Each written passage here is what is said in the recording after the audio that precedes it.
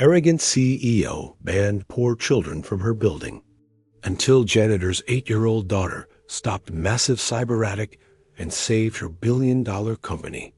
Comment where you're watching from and subscribe for more incredible stories. The morning. Sun cast long shadows across the marble floors of Wilson Tower as Kate Wilson adjusted her perfectly tailored Armani suit. At 40, she commanded one of the most successful tech corporations in the country, and today she was about to make a decision that would change everything. Ladies and gentlemen, Kate's voice cut through the boardroom like ice. Effective immediately. We're implementing a new housing policy for our residential properties. The 12 executives around the mahogany table shifted uncomfortably. Kate's steel blue eyes scanned their faces with the precision of a predator assessing prey. All families receiving government housing assistance will be removed from our premium. Residential buildings, she continued, her manicured fingers drumming against the table. We must maintain our standards of quality. Board member Richard Hayes cleared his throat nervously. Kate, surely we can. This is not a discussion, Richard. Her voice could have frozen hellfire itself. It's a directive. Through the floor-to-ceiling windows of the 52nd floor, Kate gazed down at the bustling city below. People looked like ants from this height, insignificant, replaceable. That's exactly how she preferred to see them. A soft knock interrupted her thoughts.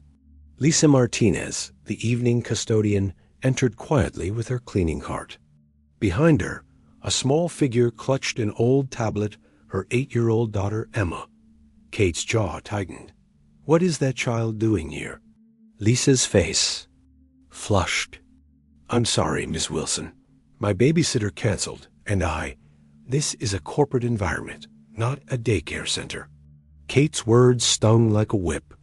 Emma looked up with bright, curious eyes, seemingly unfazed by the tension. She quietly settled in the corner, her fingers dancing across the tablet screen as she worked on what appeared to be math problems. Kate turned back to her board. As I was saying, we need to eliminate undesirable elements from our properties. Her gaze drifted again to little Emma, who was completely absorbed in her studies. Something about the child's presence gnawed at her an irritation she couldn't quite name.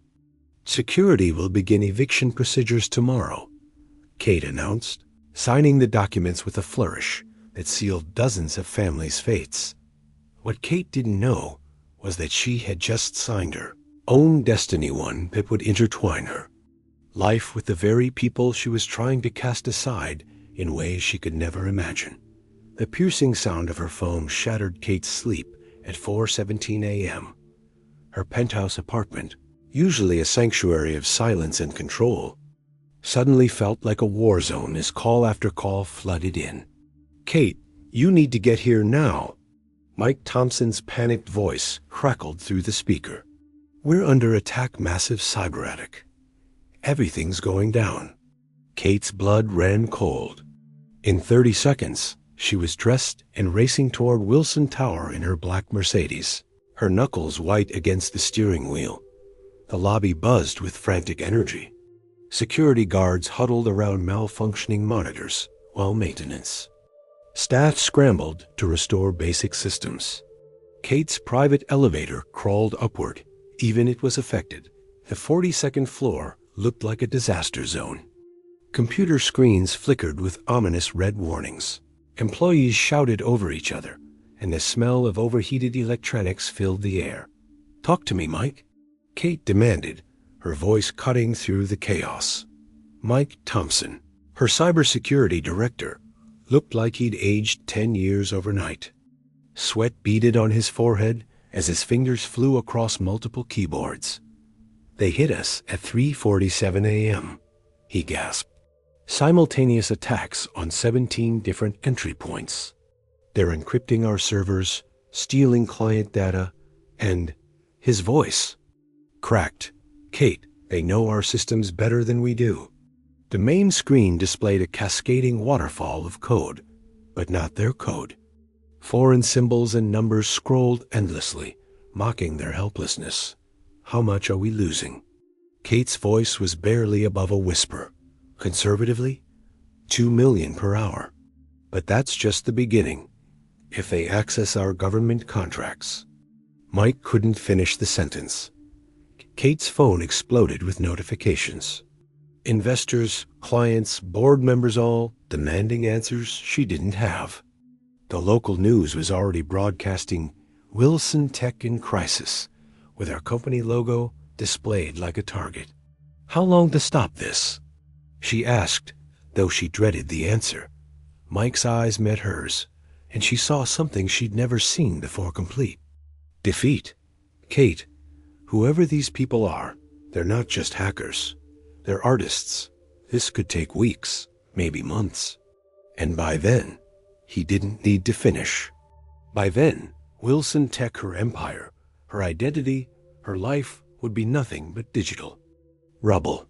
For the first time in decades, Kate Wilson felt truly powerless. The woman who controlled everything suddenly controlled nothing.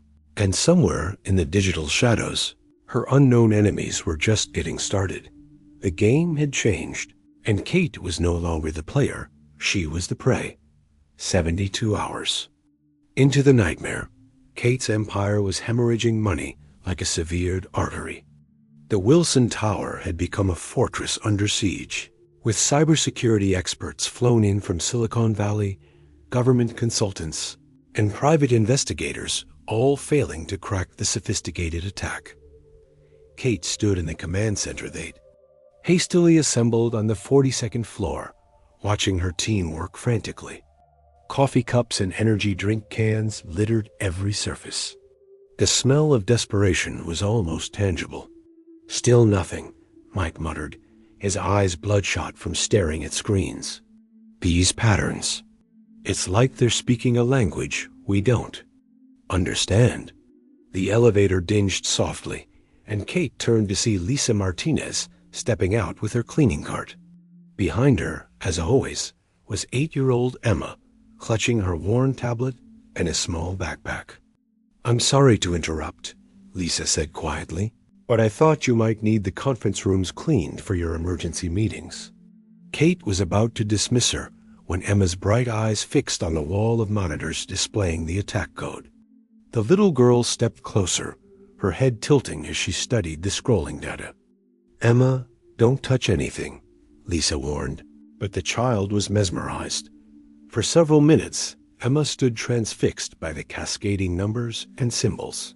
Her small finger traced patterns in the air, following sequences that seemed random to everyone else. Mike glanced over and sighed. "Kiddo, this isn't a video game. This is some of the most complex. It's not random." Emma interrupted softly, her voice barely audible over the humming computers. The room fell silent. Kate felt her heart skip a beat. "What did you say?" Mike asked, leaning down to Emma's level dot. Emma pointed to a specific section of code. "See these numbers? They're not random.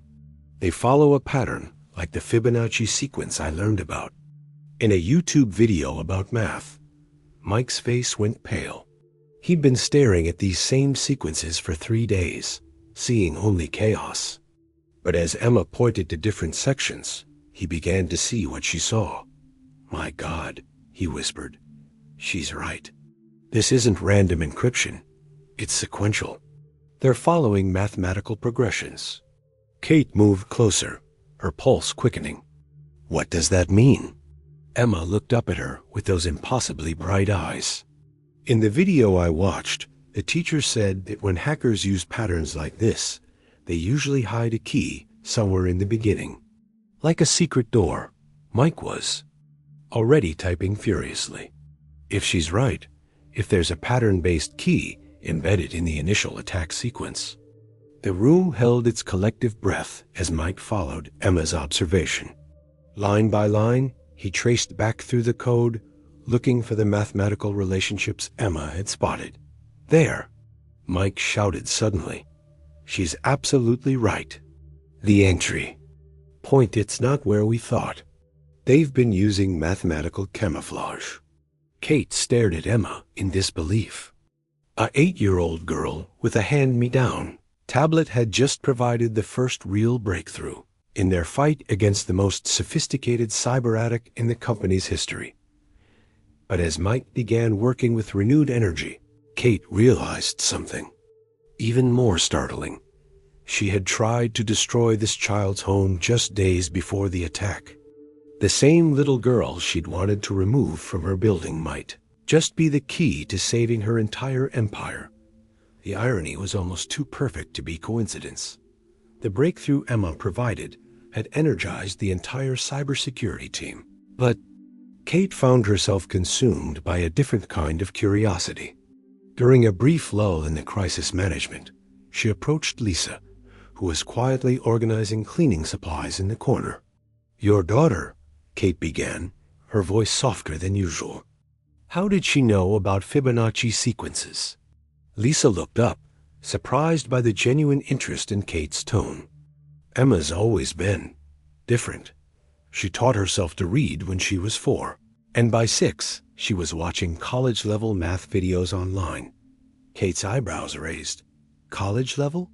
The public library gives her 2 hours of free internet time each day, Lisa explained, a hint of pride breaking through her usual reserve.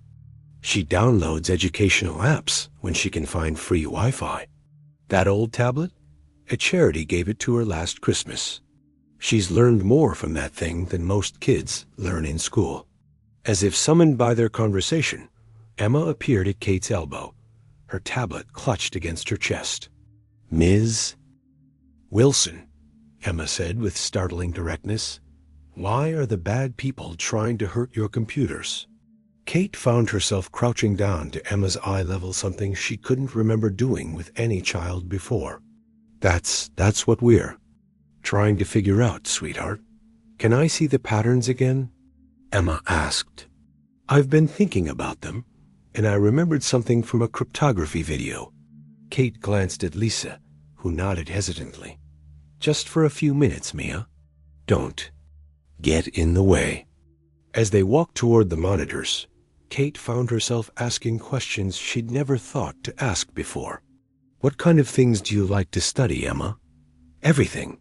Emma's face lit up, but mostly computers and math. "Did you know that some of the most famous programmers started when they were kids? There was this girl named—" "Emma knows the biographies of dozens of tech pioneers," Lisa interjected. "She memorizes everything she reads." Mike looked up from his workstation. "Hey, Emma, want to see what we found using your idea?" For the next hour, Kate watched in fascination as Emma asked questions that revealed an intuitive understanding of complex systems. She didn't solve the technical problems. She was still just 8 years old, but her perspective was refreshingly unclouded by assumptions that trapped the adult experts. "Why don't they teach programming in your school?" Kate asked during a quiet moment. Emma's expression dimmed slightly. "My school doesn't have computers, and the after-school programs cost money we don't have." Kate felt an unfamiliar tightness in her chest. "Have you ever thought about what you want to be when you grow up?" "A computer scientist," Emma answered without hesitation. "I want to create programs that help people solve problems. Like what Mr. Mike does, but maybe for hospitals or schools." Lisa placed a protective hand on her daughter's shoulder. "I've tried to get her into gifted programs, but they all require entrance fees or have waiting lists for families like ours." The weight of those words settled over Kate like a heavy blanket. Here was a child with obvious potential, possibly exceptional talent, being held back by the same financial barriers that Kate's own policies reinforced. "Ms. Wilson," Emma said suddenly, "when this is over, when your computers are safe again, will you tell me how the smart people figured it all out? I want to learn everything." Kate looked into those bright, eager eyes and felt something crack inside her chest, a wall she'd built so carefully over the years. "Yes, Emma, I promise I'll tell you everything." As mother and daughter prepared to leave for the evening, Kate realized she was actually looking forward to seeing them tomorrow. For the first time in years, someone had looked at her not as a CEO or a power broker, but simply as a person who might share knowledge with a curious child. The feeling was both terrifying and oddly wonderful. As the first week of the cyberattack dragged on, Emma's presence in the crisis center had become as natural as the endless coffee deliveries and emergency meetings. Kate found herself unconsciously timing her schedule around the evening hours when Lisa and Emma arrived.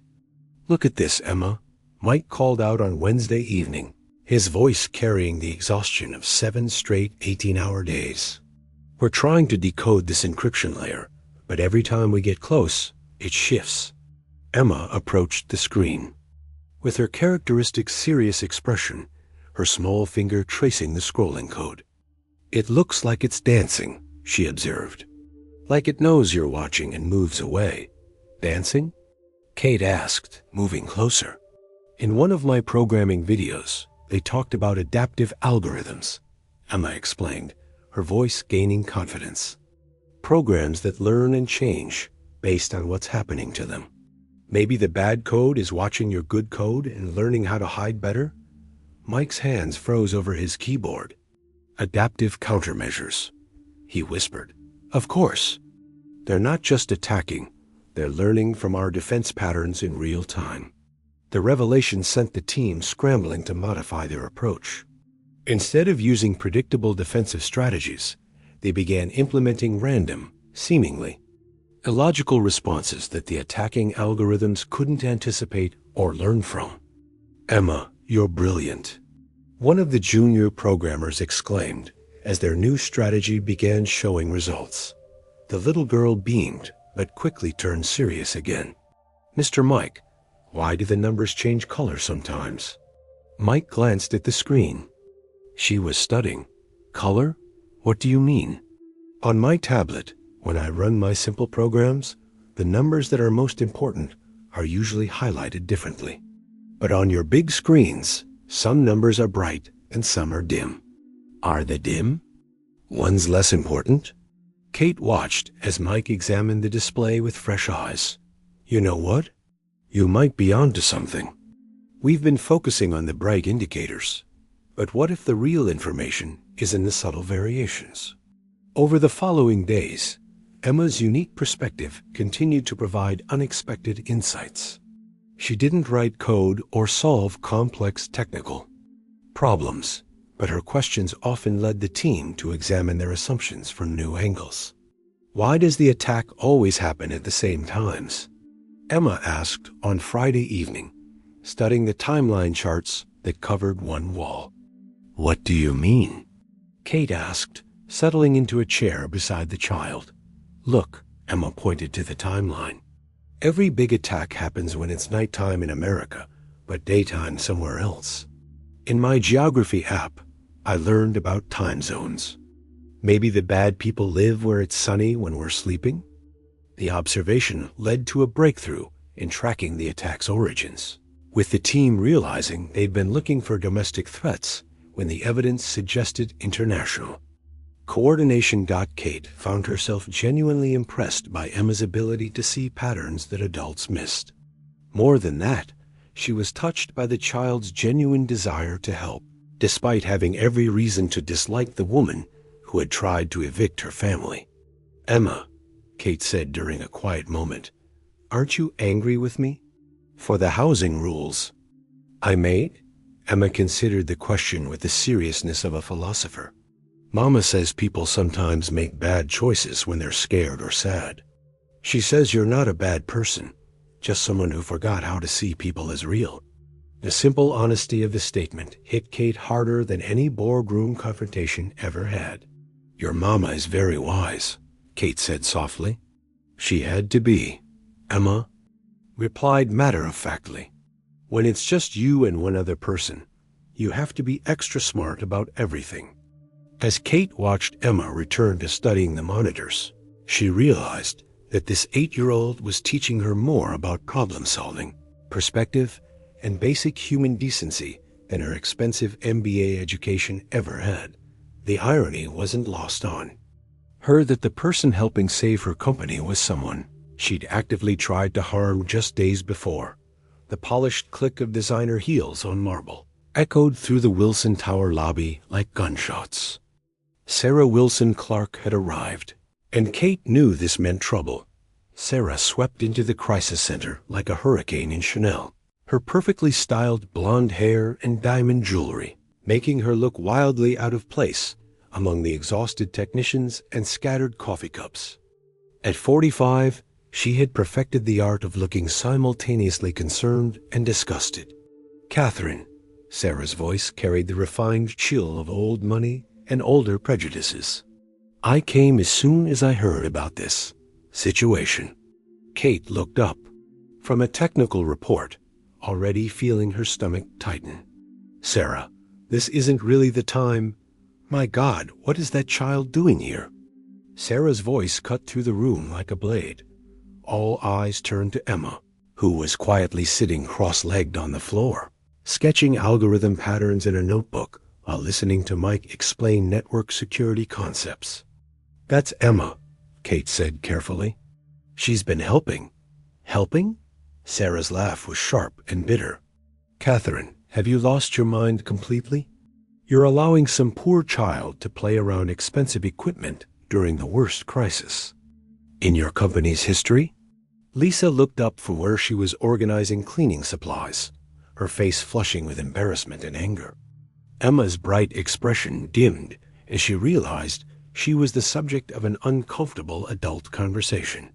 "Sarah, let's discuss this privately," Kate said, standing. But Sarah was just getting started. "Do you have any idea how this looks?" A Wilson family member reduced to taking advice from. She gestured dismissively toward Lisa and Emma. "People like that."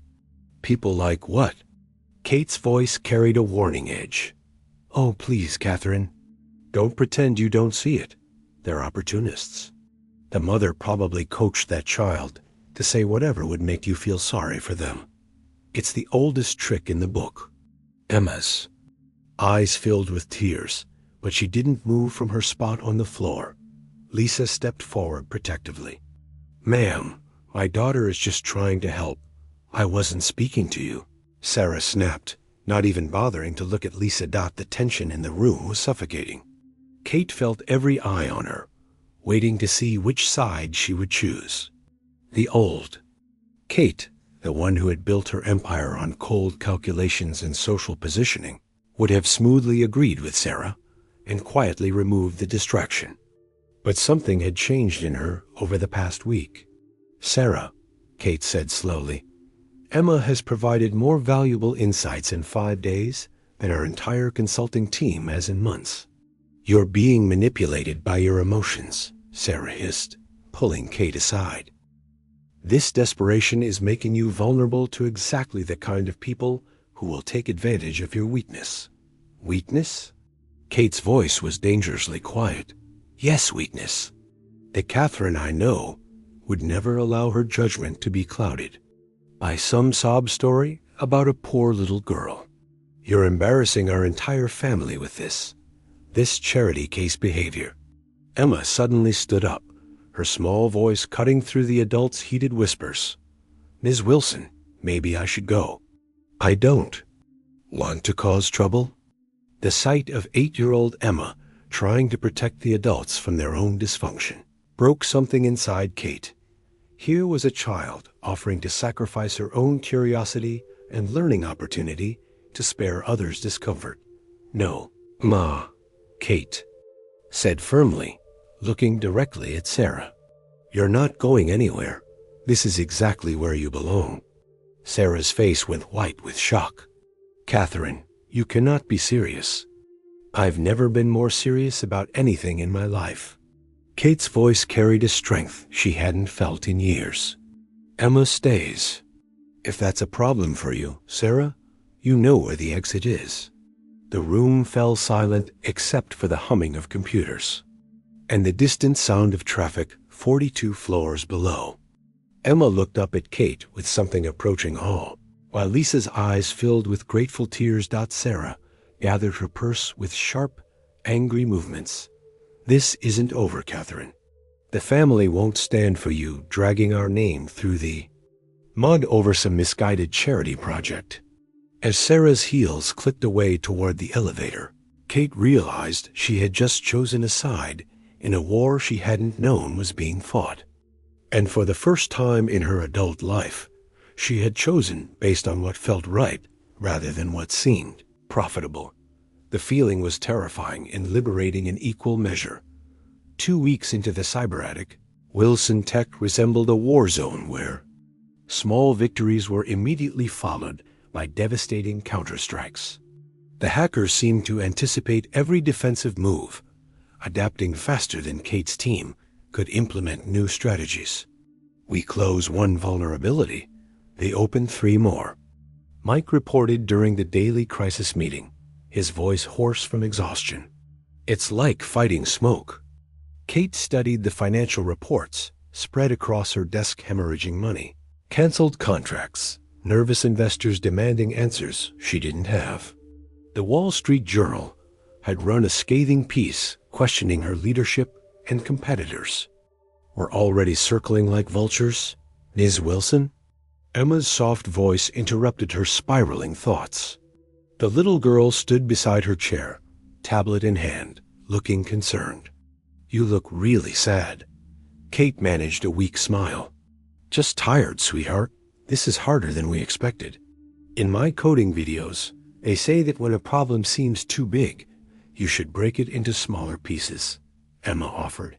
Like, instead of trying to fix everything at once, maybe fix one tiny part really well? Lisa appeared with fresh coffee, having learned to anticipate the team's caffeine needs with military precision. Emma, don't bother Ms. Wilson with, no, it's okay, Kate interrupted, finding herself genuinely interested in Emma's perspective. What kind of smaller pieces, Emma? Emma pulled up a simple diagram on her tablet. Look, when I make my little games, if I try to code everything at once, it gets all mixed up.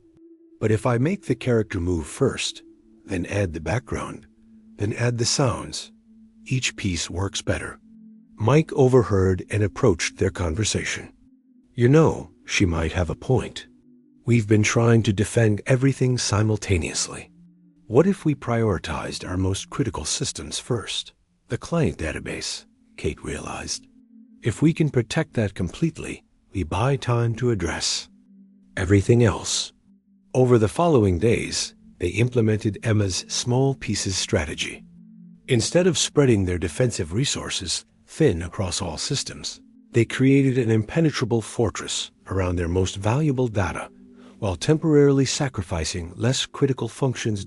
Emma continued her evening visits, her presence becoming a bright spot in increasingly dark days. She would sit quietly while the adults worked, occasionally asking questions that forced them to examine their assumptions. Why do the bad computers always attack at the same spots?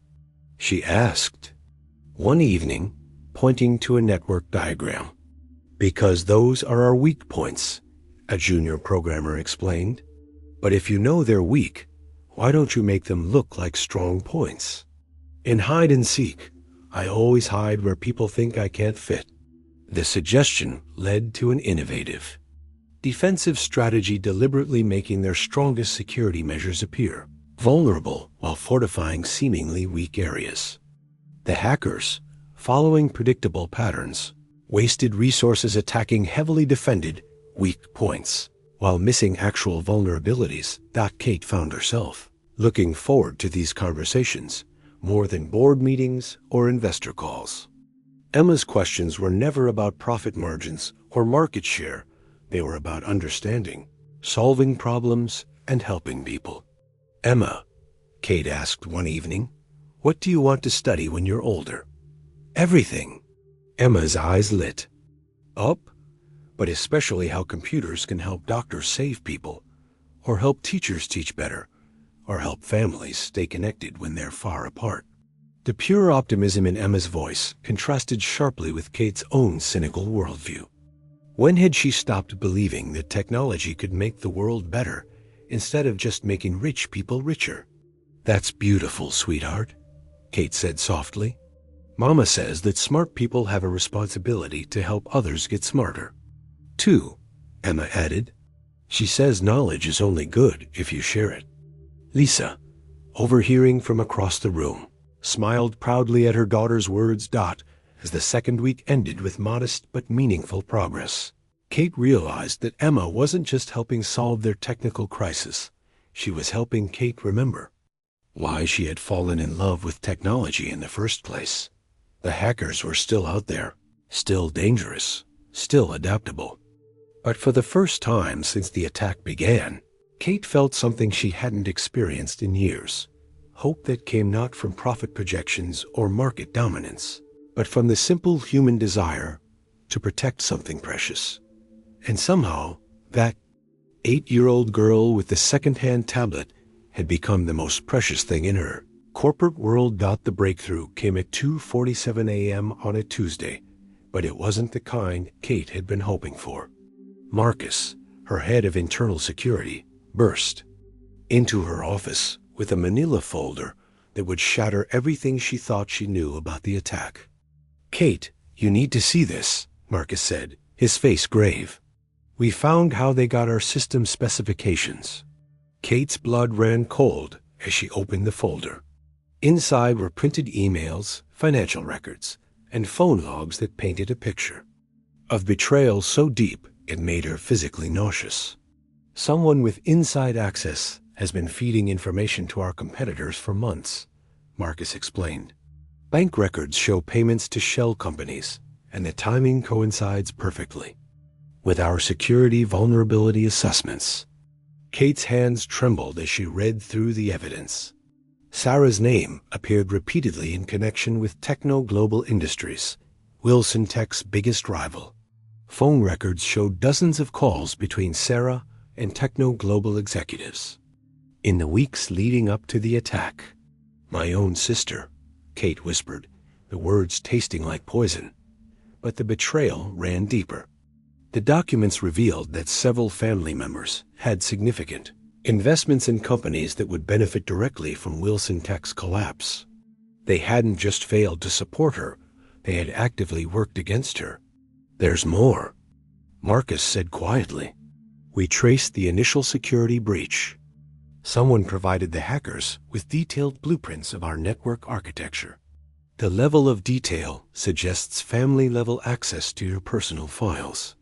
Kate sank into her chair, the weight of the revelation crushing her. While she had been fighting desperately to save her company, her own family had been orchestrating its destruction from within. A soft knock interrupted her devastation. Lisa peered in, concern etched on her face. "Ms. Wilson? Emma noticed you didn't come out for dinner, and she was worried." Kate looked up to see Emma standing in the doorway, her young face filled with genuine concern for someone who had initially tried to harm her family. "I'm fine, sweetheart," Kate managed, though her voice cracked. Emma stepped closer, her innocent eyes taking in Kate's obvious distress. "Sometimes when I'm really sad, Mama makes me hot chocolate and tells me that tomorrow might be better." The simple kindness from this child, offered freely to someone who had shown her nothing but coldness, broke Kate's heart completely. "Emma," Kate said softly, "what would you do if people you trusted hurt you?" Emma considered this with the seriousness of a philosopher. "Mama says that when people hurt you, it's usually because they're hurting inside too. But that doesn't mean you have to let them keep hurting you." Kate stared at this 8-year-old girl who had just articulated wisdom that Kate's expensive education had never taught her. "You're very smart, Emma," Kate said. "Mama's smarter," Emma replied loyally. "She taught me that family isn't just people who share your name, it's people who take care of your heart." As Kate looked at Emma and Lisa, she realized that these two people whom she had tried to cast out were showing her more genuine care than her biological family ever had. The betrayal still burned, but Emma's words had planted a seed of hope. Maybe real family was something you chose, not something you inherited. The conference room felt like a gladiatorial arena when Sarah returned the next morning, accompanied by Kate's Uncle Robert and Cousin Bradley, a united front of family disapproval, dressed in expensive suits and practiced expressions of concern. "Catherine, we need to talk," Sarah announced, settling into her chair with the authority of someone accustomed to controlling conversations.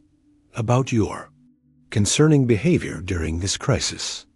Kate looked up from the technical reports she'd been reviewing, noting how her family had deliberately chosen the largest conference room, a power play designed to make her feel outnumbered and small. "My concerning behavior?" Kate's voice was dangerously quiet.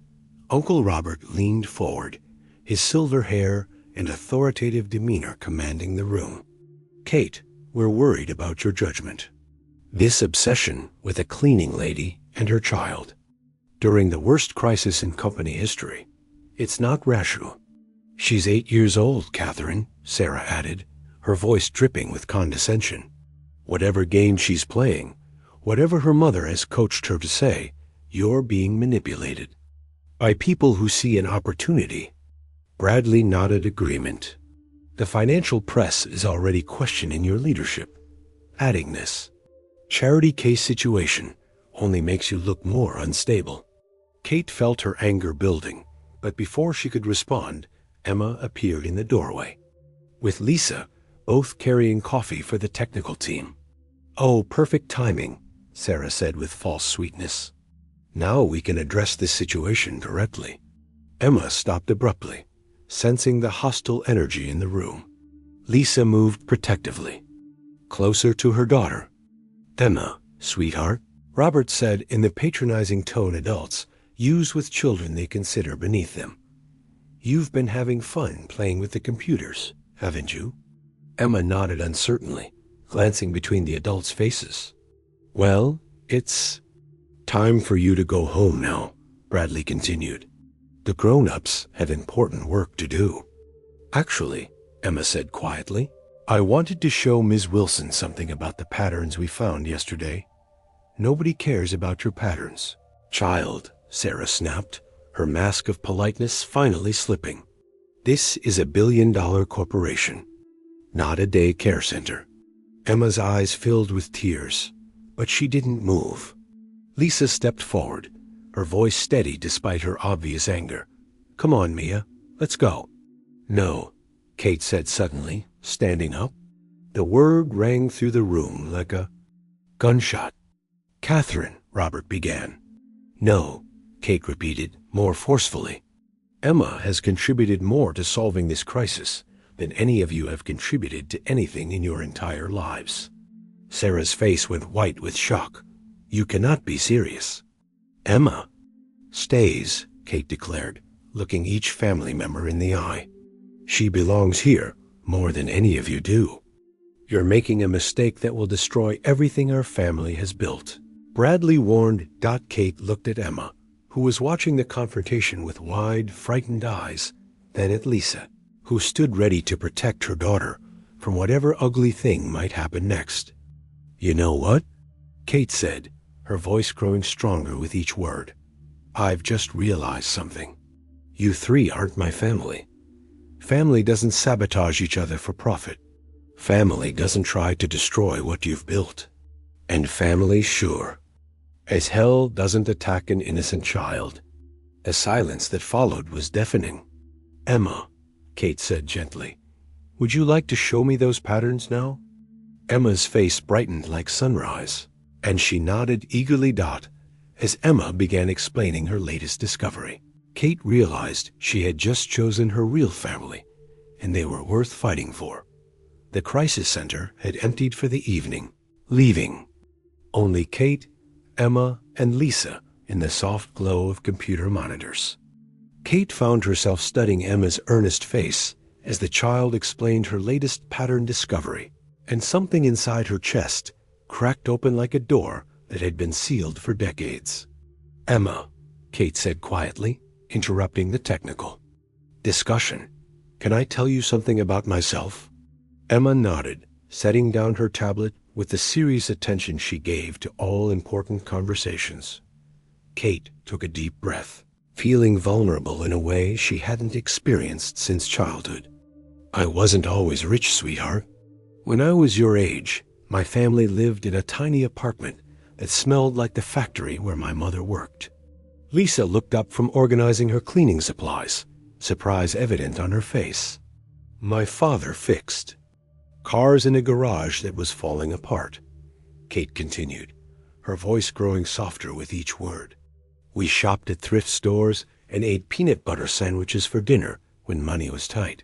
I got my first computer from a charity program, just like your tablet. Emma's eyes widened. Really? Really? I studied so hard because I wanted to escape that life. I won scholarships, worked 3 jobs in college, and climbed my way up until I could afford suits like this one. Kate gestured to her expensive clothing. But somewhere along the way, I became ashamed of where I came from. Why? Emma asked with the directness only children possess. Kate felt tears threatening to spill. Because people like Sarah made me feel like being poor made me less valuable as a person. So I decided to prove I was better than that by treating people like your family the way I had been treated. Lisa's voice was gentle when she spoke. Kate, you don't have to. Yes, I do, Kate interrupted. I need to say this. She looked directly at Emma. I made those housing rules because I was trying to run away from the little girl I used to be. The little girl who had big dreams but old clothes and secondhand everything. Emma stood up and walked over to Kate's chair. With the fearless affection of childhood, she placed her small hand on Kate's arm. I think that little girl sounds really brave, Emma said simply. She worked super hard and became really smart. Why would you be ashamed of being brave? The question hit Kate like a physical blow. In all her years of therapy, business coaching, and self-analysis, no one had ever asked her why she was ashamed of her own courage. You're right, Kate whispered, tears finally spilling down her cheeks. She was brave, wasn't she? Lisa moved closer, her own eyes moist. Kate, I had no idea. Most people don't. I've spent 20 years making sure they couldn't tell. Kate looked at both of them. But you know what I realized today? I'm tired of running from who I really am. And who I really am is someone who started from the same place you're starting from, Emma. Emma's face lit up with understanding. So you know what it feels like to want something really bad, but not have the money for it? Yes, sweetheart. I know exactly what that feels like. Then you understand why I want to learn so much, Emma sighed earnestly. Because learning is the one thing nobody can take away from you, right? Kate nodded, unable to speak past the lump in her throat. Miss Wilson, Emma said thoughtfully, I think the little girl you used to be would be really proud of the grown-up you became. And I think she'd be extra proud that you're helping me learn about computers. In that moment, Kate realized that Emma hadn't just helped her solve a technical crisis. She had helped her find her way back to herself. 3 weeks into the cyberattack, Kate sat in her office at midnight, staring at documents that could save or destroy everything she'd built. The emergency acquisition offer from Techno Global Industries sat on her desk like a poisonous snake, seductive and deadly in equal measure. $12 billion, she whispered to the empty room. They'd absorb our debts, stabilize our systems, and maintain operations. But the fine print told a different story. Massive layoffs, complete restructuring, the elimination of non-essential personnel, a category that would certainly include custodial staff like Lisa. Mike knocked softly and entered, looking exhausted. The board is pressuring for an answer, Kate. They're saying it might be our only option. I know. Kate's voice was hollow. But accepting this deal means throwing away everything we've worked for. More importantly, it means destroying the lives of people who trusted us.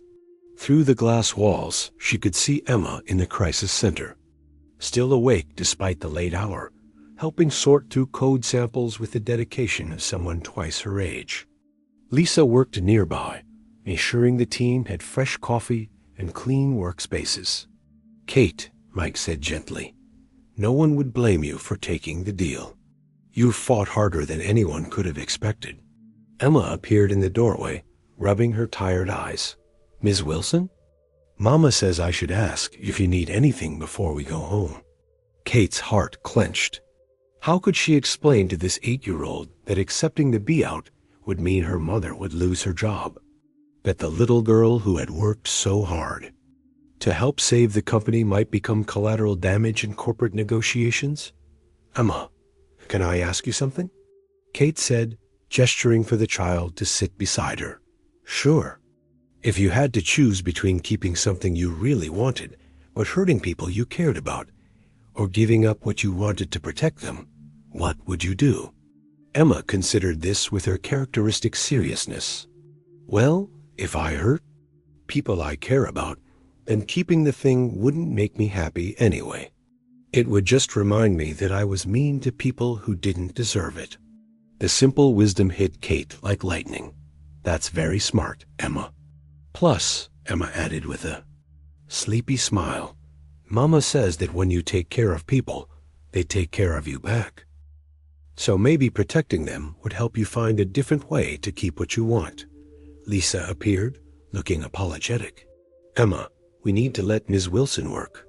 "No, it's perfect timing," Kate said, standing up. "Emma just helped me make the most important decision of my career."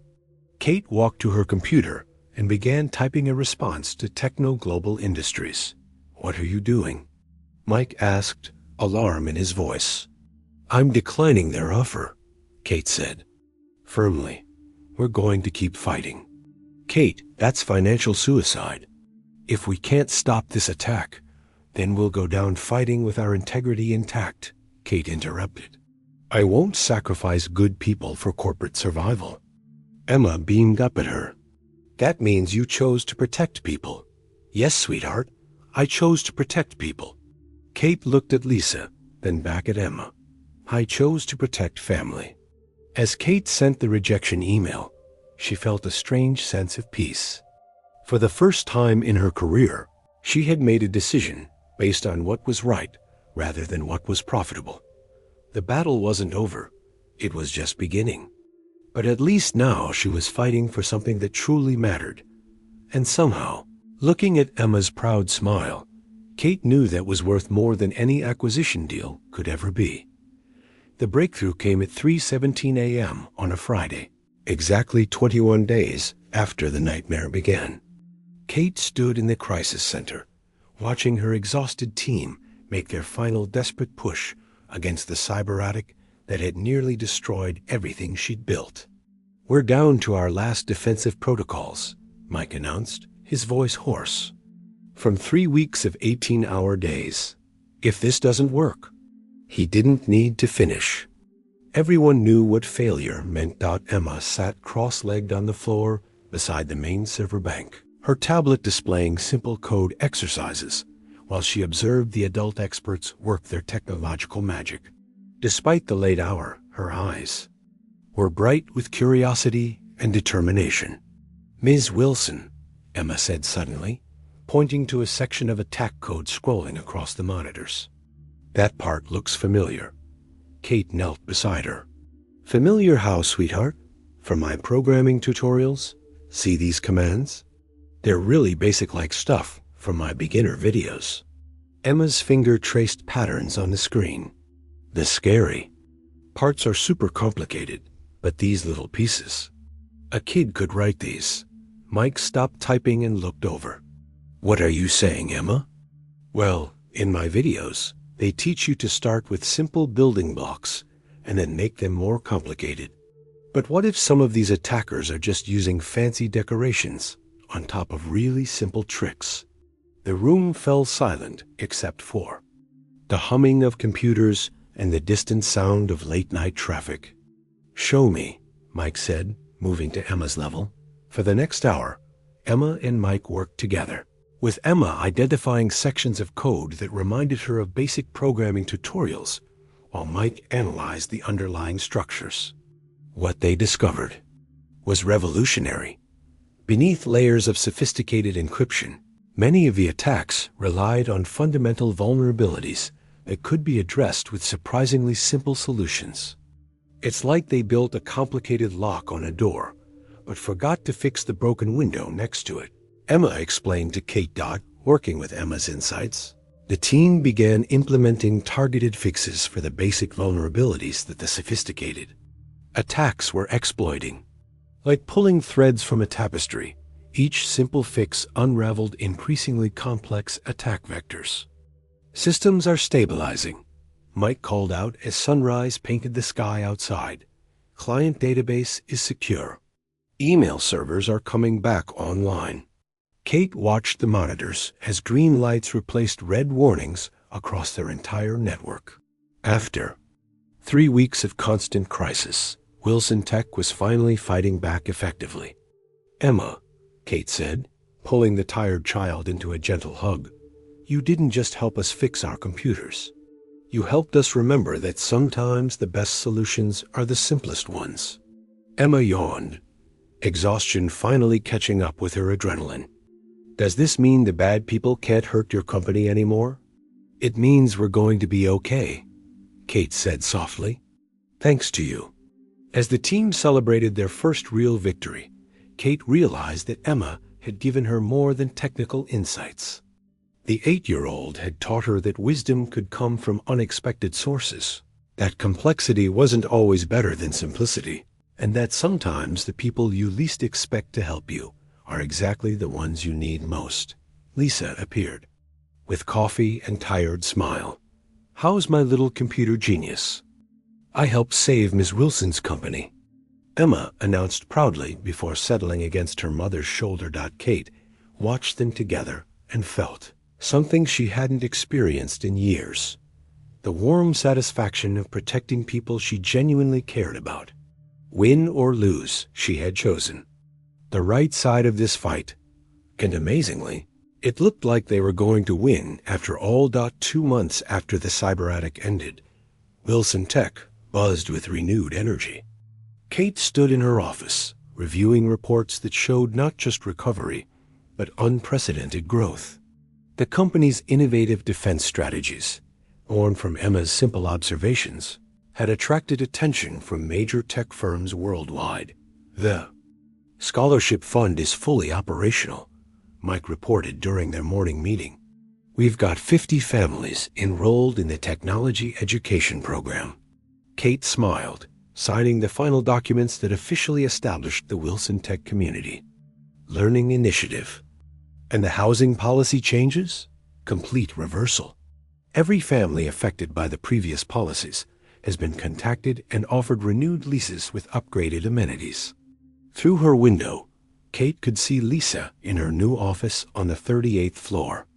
After discovering Lisa's accounting background, Kate had offered her a position as Community Program Coordinator, role that perfectly matched her skills and passion for helping families access educational opportunities.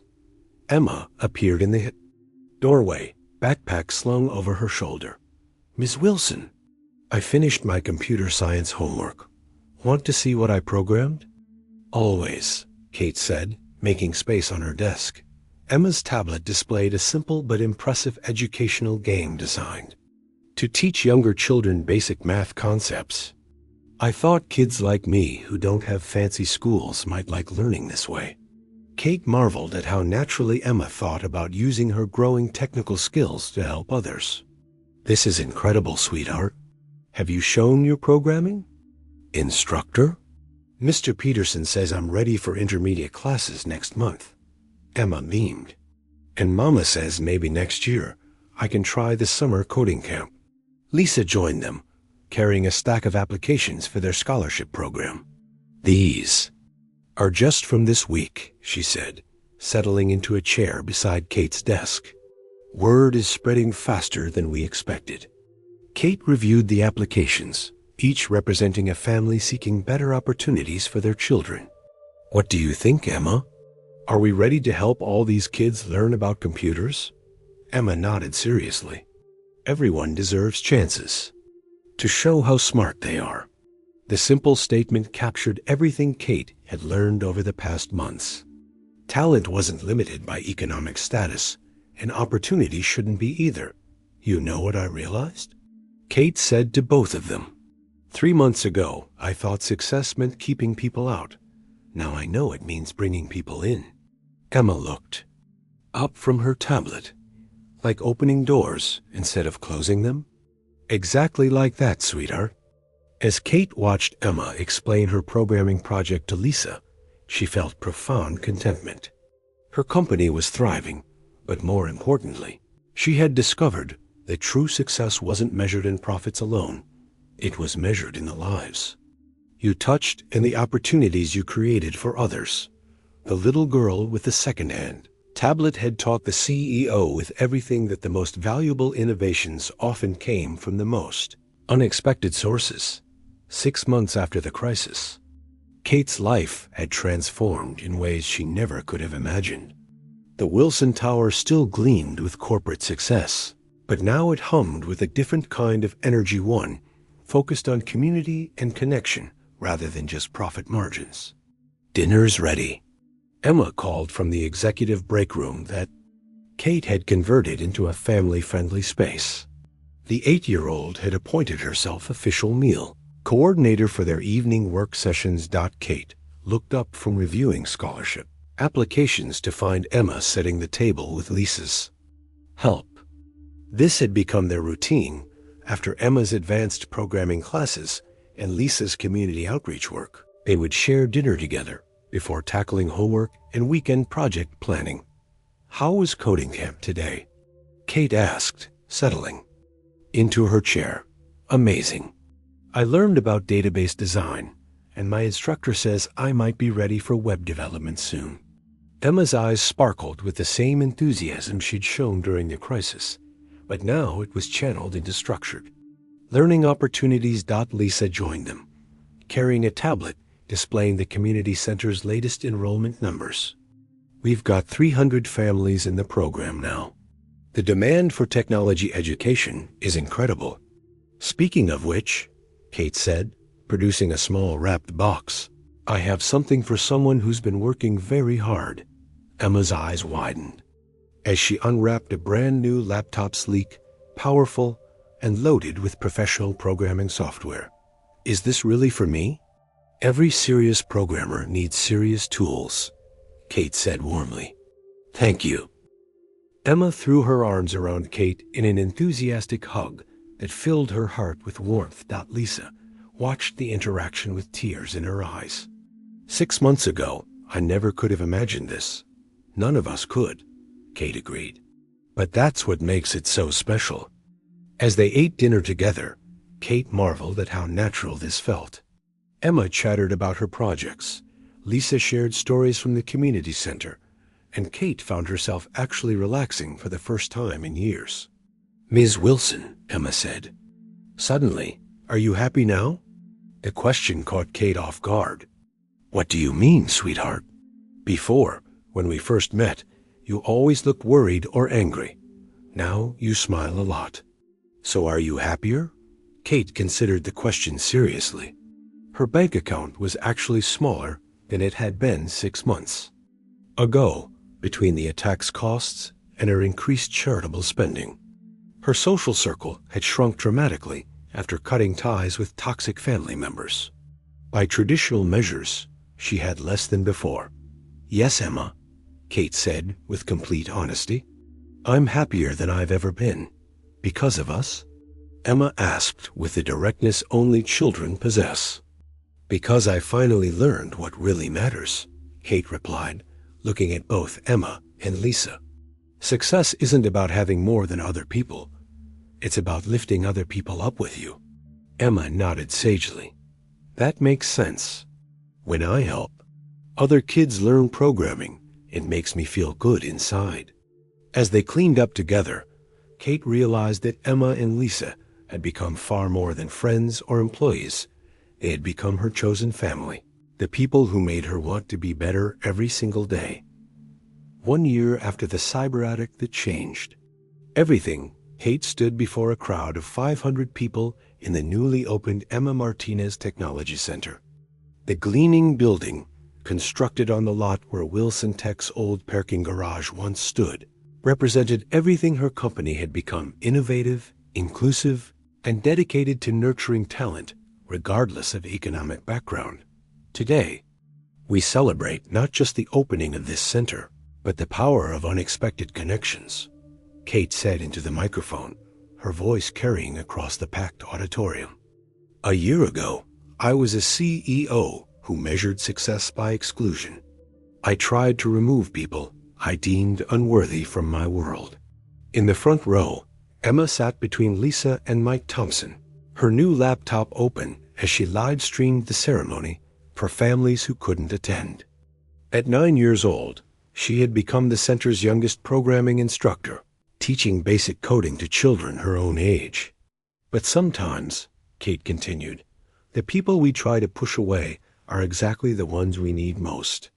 Sometimes an 8-year-old with a second-hand tablet can teach a grown woman with multiple degrees what true wisdom looks like. Emma beamed up at her, no longer the timid child who had hidden in corners. Months of encouragement and opportunity had transformed her into a confident young woman who spoke at programming conferences and mentored other children from low-income families. Emma Martinez didn't just help save my company, Kate said, her voice thick with